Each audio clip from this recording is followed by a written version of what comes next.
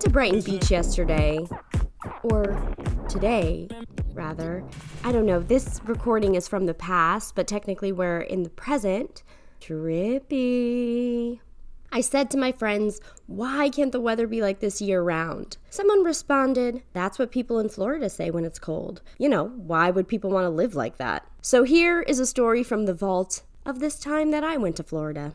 Oh, and I'll get to what this has to do with the weather. My friend Megan went to FSU, and if you're a member of the Party God Squad, you know that this little tri-state sex machine went to college in New York, baby. So every year for the holidays, Megan and I would split the cost of my plane ticket to go visit her in Tallahassee. One year I go down, and she's living in an absolute gorgeous off-campus apartment. She and her roommate each had their own bathroom, which at 21 or 22, to have your own bathroom, it's like, I don't even know what to say to that. Are you kidding me?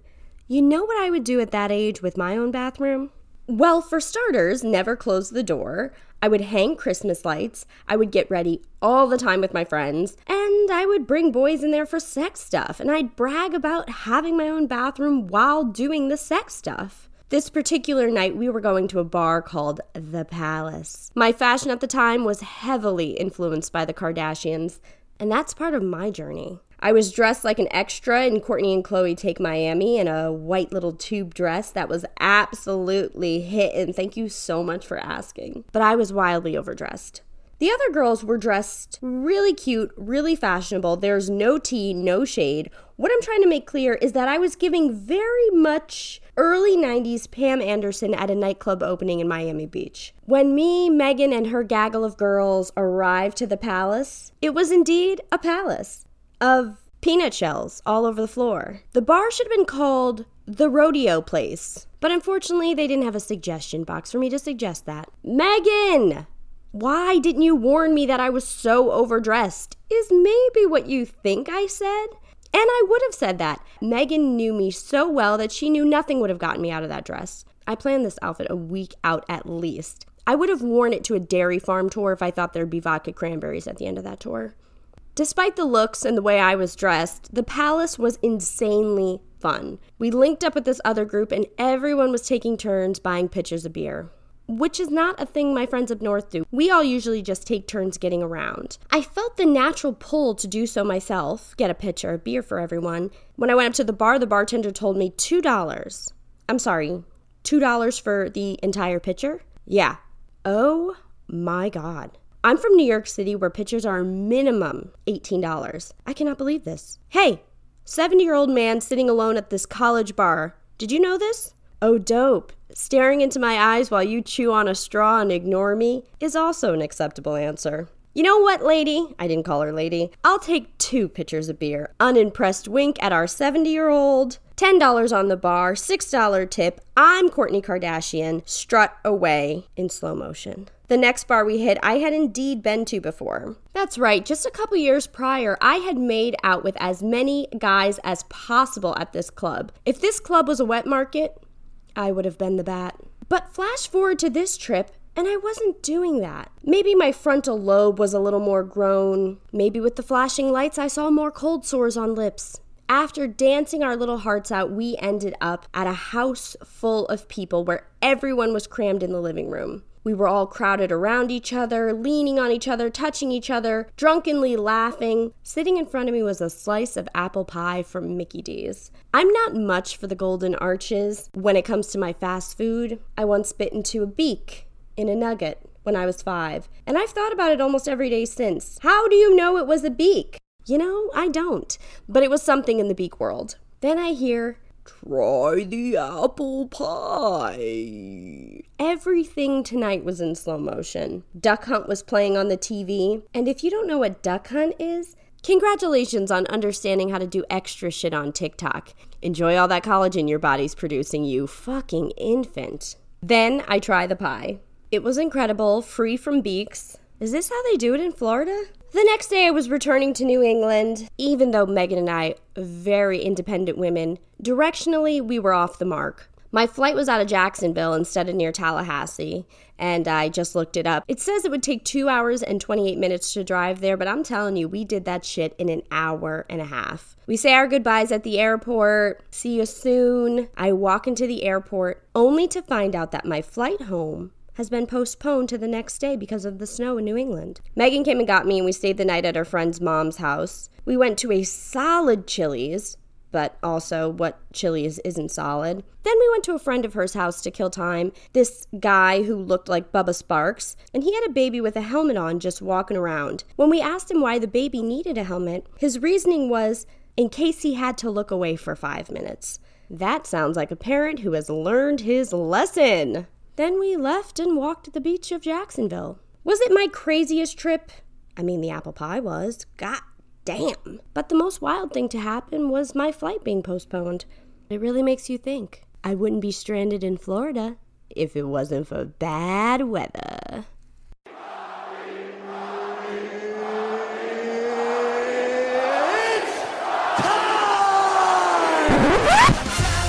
Time for Duh. Rocket.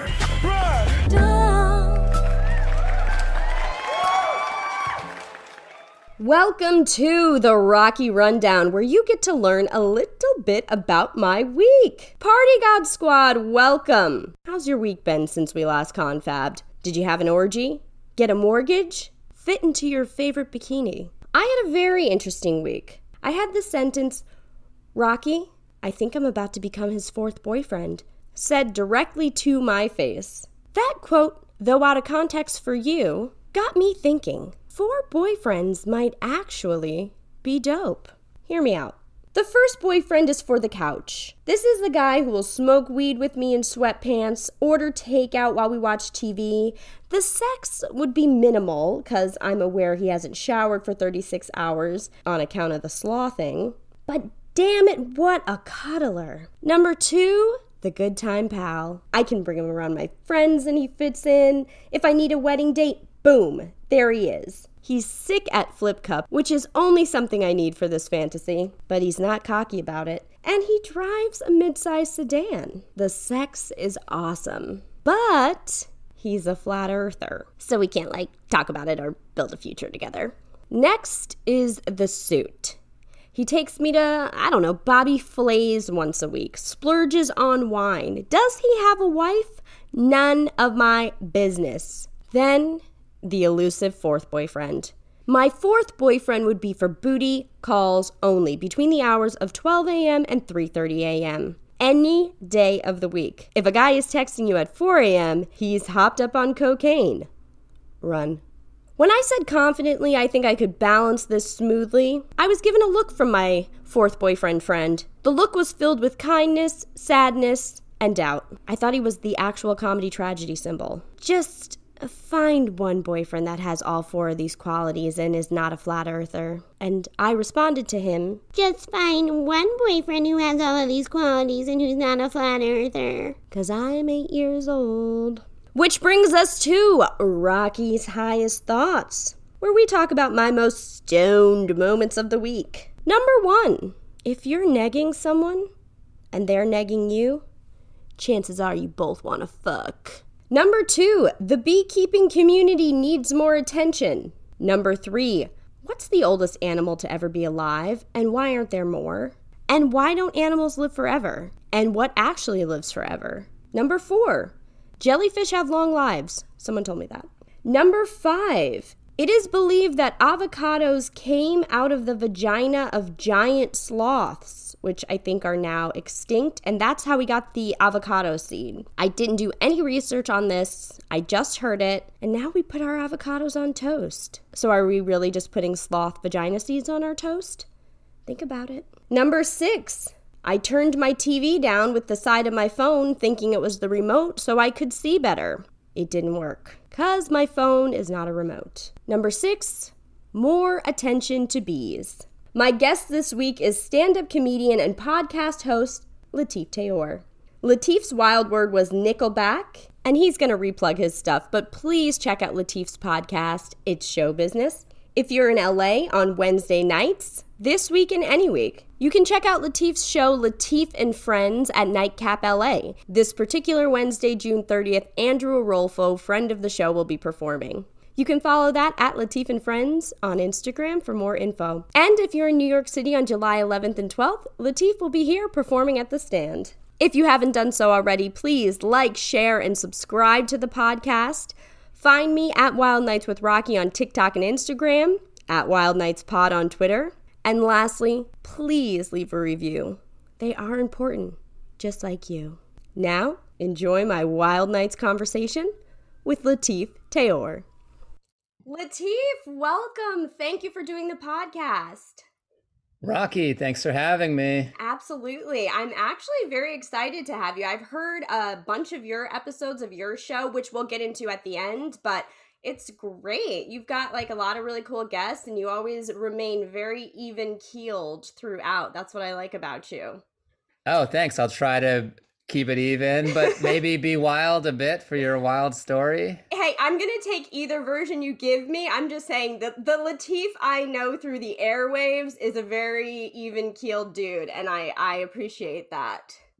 Yeah, that's awesome. I had someone comment on the Erica Rhodes episode. They're like, I like that the host isn't all crazy or whatever. I was like, that's, I'll take it. I'll take it. Sounds good. Thank you, I think. So Latif, you are a stand-up in LA. How is that going for you now? I've asked all my guests, I get a lot of LA comedians on here, and everybody's kind of dipping their toes back into comedy, live comedy, I should say. How's that going for you? It's going great. Like, things are opening back up. Some clubs are back online, Vax only, and more and more shows.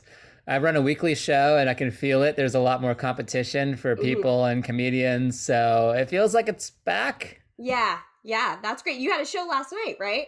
I did. Latif and Friends at the Nightcap. We did that last night and it was fun. It was a good crowd. Hannah Einbinder was on, a bunch of other comedians, Adam Ray. And it was good. It's a good show. It's kind of like a new material workout show where, have a place every week to try new stuff. You seem to have a good grasp on having a great relationship with comedians, but also with your show. Your most recent episode, you had a musician on, and you said in the episode that you've wanted to have more musicians on. That's something I've wanted to have too. I just love comedians so much that I tend not to ask as many musicians as I'd like. Did you have like a background in music before, or where does that stem from? Yeah, I was a music business guy before comedy. I was an engineer, producer, mixer, writer, all of those things. So, and now, but it's kind of like the show is very organic in terms of how I get guests. It's like, I see this person. I'm like, do you want to do the show? And it kind of works like that. So now that I see less music people around, I just happen to have less music guests. Yeah. Well, let me ask you this. Do you have any plans on asking Nickelback to be a guest? Oh, I would love to have Nickelback as a guest. I know Chad. I worked with those guys. I think personally they get a bad rap because they're some of the hardest, most talented guys, hardest working, most talented guys I've ever worked with. And I think they just became like the butt of a joke, unfortunately. But for me, I would always like every other Nickelback song that came out, and I remember my senior year of high school, our class song was the photograph song. Yeah. So they'll always be, I guess, always a part of my timeline. But today, everybody, Latif's wild word was Nickelback. So Latif, the floor is yours. Give us your wild night story. Everyone is dying to hear it. Let's go. Yeah. Well, actually, the photograph song, the guy in the actual photograph is a guy, Joey Moy, who he was the guy I worked for with those guys. Oh, so my God. It's a real person. Yeah. Look how connected we are already. I love it. Already, yeah. So yeah, this is a good segue. I was a music business guy, and then also before that in the studio with artists. And my second like real gig was like being like a second engineer to like 604 Records, which is Nickelback and Theory of a Dead Man and a bunch of Vancouver bands. And that's like at the time the top of Vancouver music. It's like you're working with, they were the biggest. That's where you're from originally, right? Vancouver? Yeah, I'm from Vancouver, Canada, and they were like the Vancouver band. Right. And so there was really like no higher place to go than Yeah, yeah, that. So it yeah. was exciting.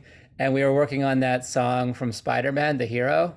Oh, yes. I remember that. I remember that. And so like it was really like for a small town like Vancouver, it was like big Hollywood business. Mm-hmm. They had kicked out like the entire other people who were recording in the studio next door just for like wardrobe because it had Paramount in town, like the movie Yeah. people. They were shooting the music video, so it was really buzzing. And Yeah, I this remember is a this. huge deal. That was a big deal. And then Yeah. the studio manager is like, "Oh, I think this is the biggest it's ever been." And I was like, "Oh wow, you're right." And Yeah. I left pretty much after that to America because I was like, "I think this is as far as I can go." And my friends were encouraging people who I looked up to in the business had already left Vancouver, Mm-hmm. and they're like, "Just go, and the net will form." And they were right. So I ended up doing that. Yeah. But in terms of like the story I wanted to tell was as a second engineer, what you're doing is you're doing like vocal editing, you're patching things in, you're doing a lot of the menial, like Yeah. nitty gritty, like Yeah. editing, kind of like a video editor in a way. Gotcha. And so that's what I would be doing on a day to day basis. And at the end of the night, when I'd have more work to do, people would go to like this bar called the Roxy, which is like the hot rock bar in town. So they would Yeah. all leave and we would keep working. Yeah. And then okay. they would come back, sometimes with some more people. It'd be a light party. And then we'd listen to the songs we made and it'd be fun.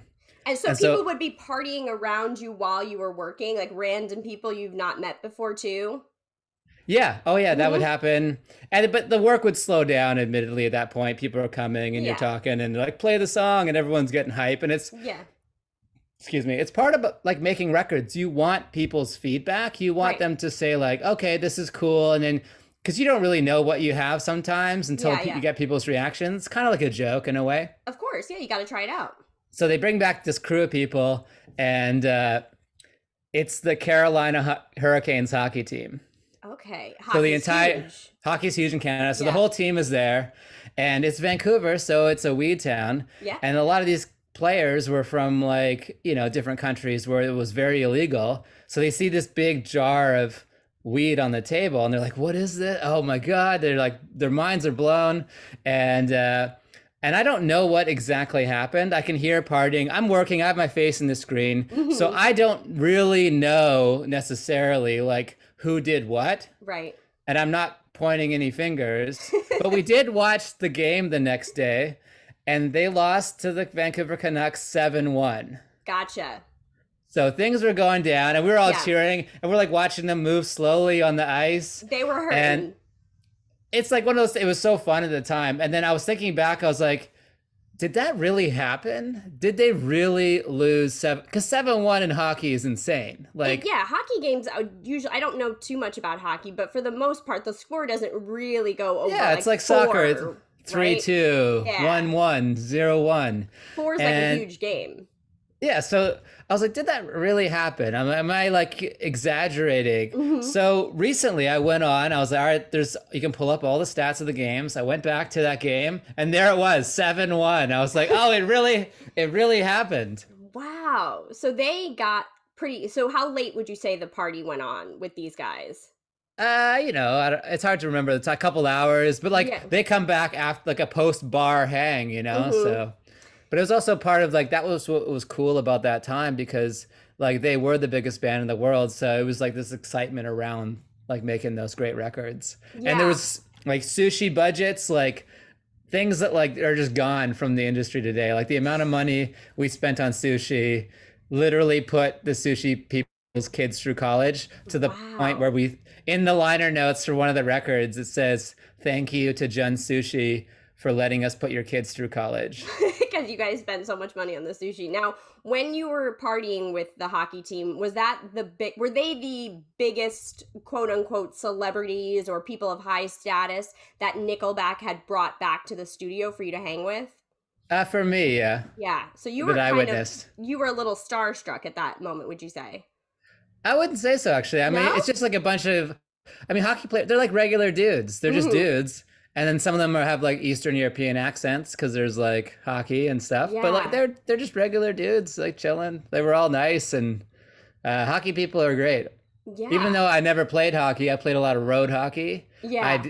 I love hockey people, and I love Is hockey. road hockey street hockey? Like you play Street on the street? hockey. Yeah, yeah, yeah. I don't know why I called it road hockey. It is street hockey. Thanks for correcting me. No, I wasn't correcting you. I thought No, you maybe were. it was just kind of like a Canadian thing. Like you guys say, loonies for coins, right? Yeah, the coin we have is called a loonie, so it's got a Okay. loon on it, and it's it hurts when you throw them at strippers, but other than that, it's fine. People throw coins at strippers?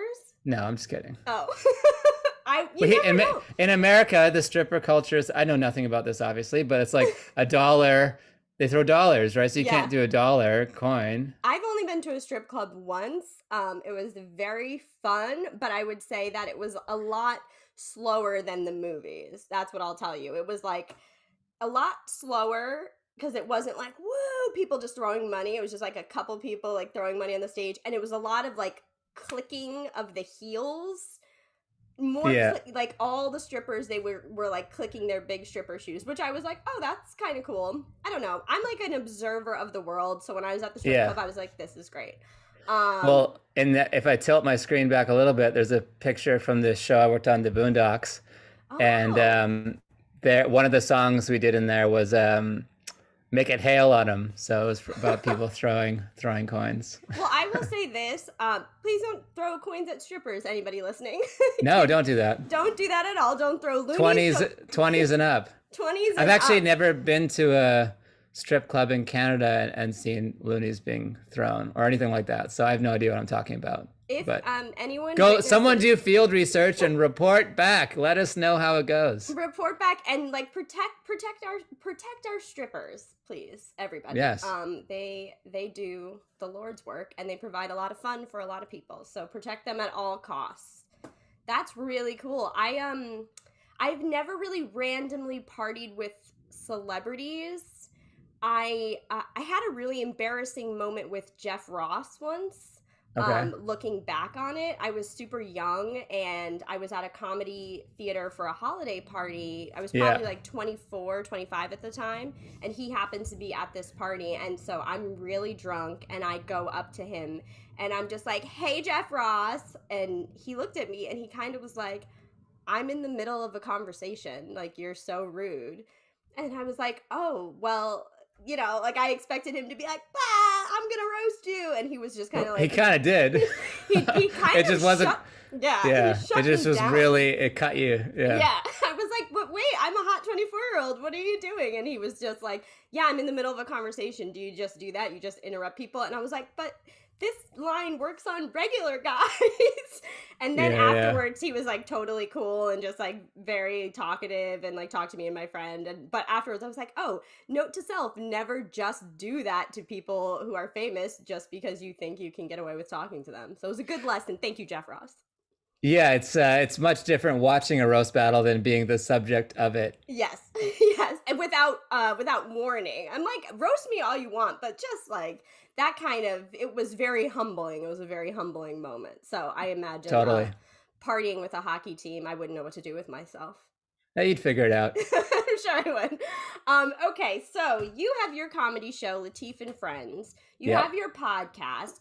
Both of those things, you seem to me to be a go-getter, the kind of like a tent pole for things, for people to kind of come and talk to you or know they can go to you to do a show, be on your show. What was the root of starting your podcast? Were you trying to get some good business information while simultaneously talking to people? Talk to me about that.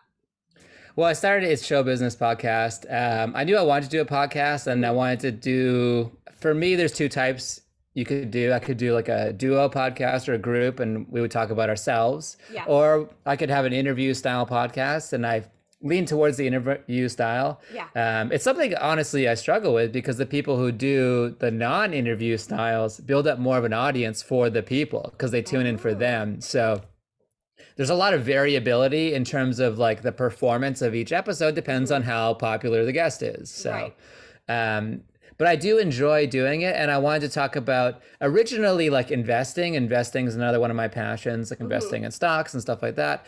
And then I just felt that like after a couple of the intro, try it out episodes, it was a lot of the same conversations. Like it all seemed to veer towards weed stocks and stuff. And I'm like, I don't really see like a lot of value coming out of this. So I was like, let me talk about show business in general. And I think people felt more comfortable with that because Yeah. it's more in their lane. And then it's funny that like about a year in, like crypto and like everyone is all of a sudden an investor. So Yeah. maybe now, maybe I was ahead of the curve. I don't know, Yeah. but I like talking about show business. Like Yeah. I've been in it since I was 18, and I just feel that it's like a good foundation for me to have musicians and comedians and other people that are around the business, so to speak. Has there been any guests that told you maybe a piece of show business advice or any kind of advice, career advice that stuck out to you more than anybody else? Hmm. I feel like that's the good part about the podcast is every episode there's something that Mm-hmm. I get out of it that I clip and caption and put on the Instagram. So I would say check out it's Show Business Podcast, it's Show Business Pod Instagram. Mm-hmm. And every week there's like the little clip from there that's really great. That there's little like 30 seconds that I was like, oh, this is a really cool piece of information. But honestly, there's so many that I even like pull the Yeah, individual one. that's a good thing though. That means that everybody that you're having on is providing a little nugget of wisdom that you can kind of take and then share with your audience. So that's great. Yeah, and like it is like a comedy oriented podcast, but Mm-hmm. I don't try to make it a funny podcast necessarily. It can Yeah. be funny sometimes, but I try to keep it like around the biz and like learning. And I get a lot of good feedback from people being like, oh, I didn't know this, or I really like the podcast, and it's growing every month. So I'm really happy with it. And then one last question about the podcast. I noticed recently you changed the artwork. Yeah. That was kind of cool. Were you nervous? Like, I have this brand associated with this original artwork, and now I'm just going to change it up, new colors, new everything. I mean, a lot of it's just having the will to like talk to the graphic guy, and who's Mm-hmm. Ramin Nazer, who's an amazing artist in his own right and an Right. amazing comedian and podcaster. And it's just like having the will to be like, all right, let's go down this road. What do I really want? And it's a lot of those things when you're starting out. I think some people struggle with this. I did. I was like, for the first few shows I put on, like I didn't even put myself on the flyer, and people are like, "What are you doing? You got to promote yourself." So like even you can see that in the iterations of the artwork. The first artwork is like a nondescript, just like balloon guy in white Right. sitting at a desk, and then I'm like, "All right, well, I got to make it more about myself at least." So now I'm like, Ramin actually had me on his podcast, and he Yeah. drew this face that I really liked. I was like, "Can I use something like that for mine?" Mm-hmm. And then we just kind of augmented it, added the logo, and it's born. So Yeah, it's really yeah, cool. it's always you got to keep growing and improving. Like if you're not making steps to be like, all right, improve every week. DJ Demers, hilarious comedian, good Yeah, friend of he's mine. really funny. He has a podcast, and that's what he said. Here's one little nugget: is on his episode. He's like, I make an effort every week to make sure that I do one thing to improve the podcast. Oh. And so, yeah, if it's like the art or like, I don't know, I like, He's a really sweet, like, I remember watching him on Conan probably like 4 or 5 years ago and just immediately following him on Instagram. I'm like, this guy is so wholesome and cute and sweet. I just thought he was great. oh, there's our clip right now. I'll send that to him. There we go. Yeah, we'll send that to him because he's so sweet. And then his podcast is definitely DJ. Yeah, definitely DJ. Yeah, Yeah. that's it. So everybody listen to his podcast as well because he's just Yeah, a we just sweetie. did an episode together, which was hilarious. Yeah, he's a good. I guessed his guy. birthday to the day on the podcast. Can you guess mine? This is a lot of pressure, and I feel like now I'm gonna have a clip. How about this? I'll interview you, then I'll guess your birthday. Okay, but you cannot do any research. Like I it will would be never very- do that. Goes against all the ethics of guessing birthdays. Research. Yes, but it Oh, would be very easy to find my birthday on like that my is Instagram true. or something. So don't do any research because you No will find research, it I out, promise. And, I will come on I'll take you up on that. I'll come on your podcast and you can guess my birthday. And Okay, now, great. lastly, tell me a little bit about Latif and Friends. What your goals are for that, and just what you have going on. Are you going to be touring soon? Anything like that? I just did a weekend in Austin, which was a fantastic city. They lived up to the hype. I couldn't believe how good the shows were. Yeah. So, going to be in New York in the summer, just kind of figuring that out. And With the show Latif and Friends, like I had this other show that was a bit larger called The Comedy Bunker, Uh-huh. and I just wanted a smaller show. This is like 20 to 30 people in a great room. That's like it's lower pressure, but you can Mhm. come with new material, and also every week there's just less pressure to like fill it or an overhead and all those things that come with running like a larger show. Because Yeah. once you cross into like the 100 seat thing, it becomes like a business, and I Yeah. didn't want to run a show that was a business, even Right. though it is show business. Yeah, yeah, The that's show, like your I thing. wanted the show to be about like the purpose of it for me is as a comedian to do material and Yeah. not to produce a show as like a vehicle for me financially. So it's Okay. just a show for like Latif and Friends. Yeah. Yeah, sometimes I have people on. I have a booker now, which is great, Carolyn. She's amazing, and That she's booked probably a few takes some of the people. load off too. Oh, it's great to have a booker. I highly Hmm. recommend it. I resisted for a while, but I guess you got to find the right one, and she's awesome. And it's great because, yeah, it gives someone to go through all the requests and like Hmm. balance the lineups and make sure they're diverse and all Yeah. those things, which is great. And sometimes she'll book somebody that I don't know. So I was like, well, this is interesting. Like it's Hmm. Latif and Friends that I've never met this person, Yeah. but she has great taste. She used to book Carolyn. She's not Carolyn from Caroline's, but she On used to book Broadway. Caroline's in New York and Yeah. Broadway. So she has great taste, and the people she's recommended have been awesome. That's So good. So I like that'll give Rob your Hayes show. last night. Yeah, He's a that's good guy. well, Rob Hayes. I had never met him, but he was on the Oh. show last night, and then so it's Latif and Friends, and sometimes future friends. Sometimes future friends. We love that. And Austin is that kind of you said it's living up to the hype. Do you think that's going to be the next like big comedy city, or do you think it's just going to be like Austin for Austin's sake? I mean, it already is. So can it sustain? Can it I don't know. sustain? Yeah. It naturally has so many stages. They're not traditional comedy stages, but Mhm. it has so many stages in town because it's a music town. Mhm. So, and South by Southwest Comedy Week was already so great. So I don't see why I couldn't. Yeah. I don't think LA and New York are going anywhere. Like they'll always be what they are, and there's always room for new scenes. Like there's other Toronto has a scene now. Yeah. Austin has a scene. Vancouver does too.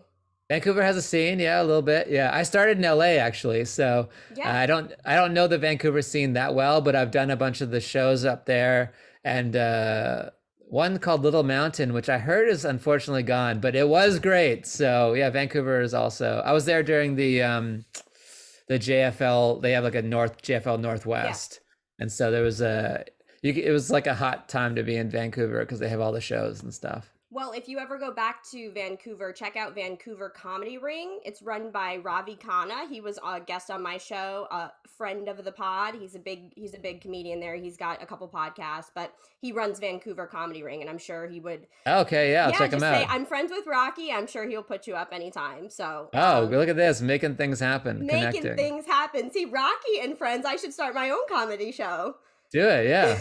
So Latif, thank you so much for doing the show. It's been such a fun conversation. Will you just one last time let everybody know where they can find you online? Plug your show, plug your Latif and Friends show, everything. Let us know.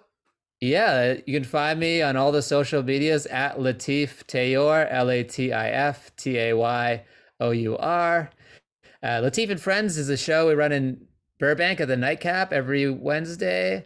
So if you're in town, hit me up. Tell me you saw me on Rocky's show, and I'll give you free tickets. Come Look by. at that, guys. Getting the connect, and follow my YouTube channel, which is where the It's Show Business podcast is. And we'd love to see you again. Well, Latif, thank you again for doing the show. This was such a fun conversation, and I bet you a bunch of people are going to follow your stuff now. Yes, thank you so much. I appreciate it, Rocky. Absolutely. Bye.